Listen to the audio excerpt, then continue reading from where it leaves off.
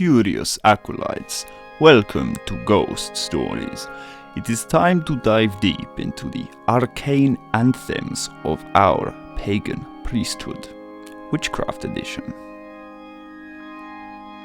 Stand By Him first emerged on OPUS EPONYMOUS in 2010, but the history of the song is much longer.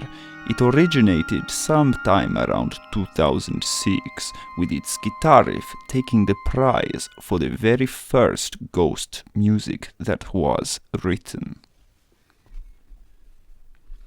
Stand By Him is set under the shadow of the medieval period, a time of war and disease and superstition.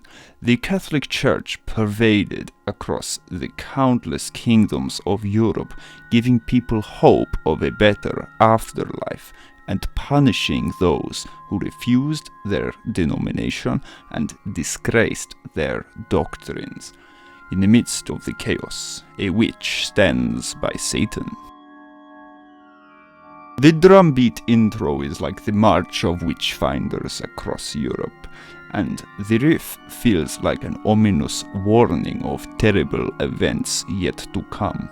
Those chords in the chorus sound like a demonic church organ celebrating the sacraments of a black magic congregation.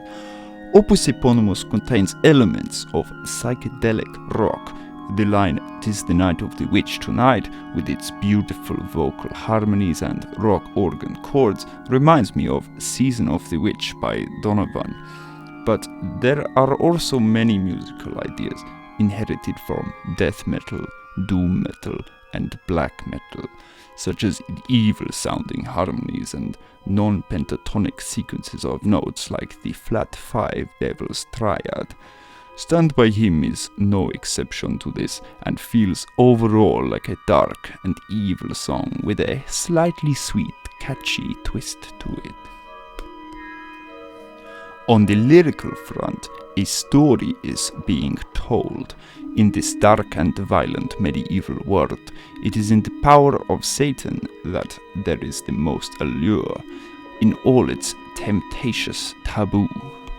After the sun has set, a woman has been seduced by the power of Satan, and she in turn seduces a man of the cloth in the manner of a succubus or an incubus.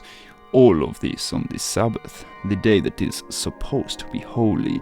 She is unbound from the rules of society and is caught by the authorities. They deem her to be insatiable and execute her by fire.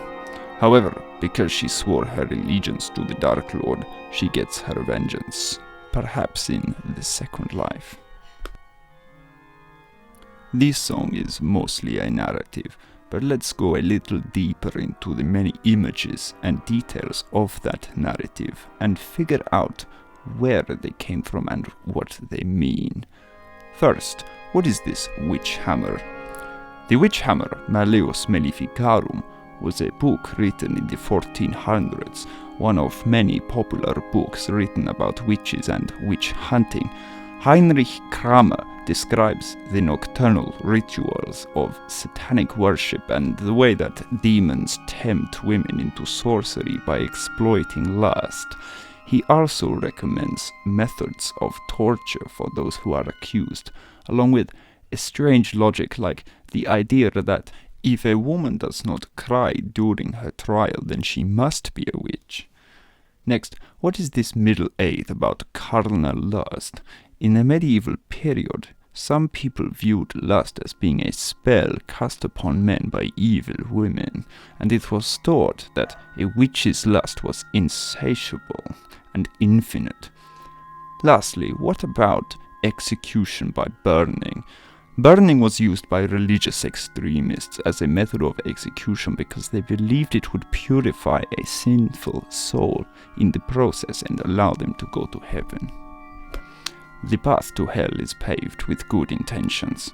Anyway, Catholics considered Protestants to be heretics and Protestants considered Catholics to be heretics, so this method was widely used on heretics as well as witches, in order to force forgiveness upon them. There was a heretical element to witchcraft too, because many of the witches were actually Wicca, people who believed in a pagan religion instead of Christianity. So, this is a dark tale to kickstart the Halloween month. We will continue with another chapter of Opus Eponymous next week.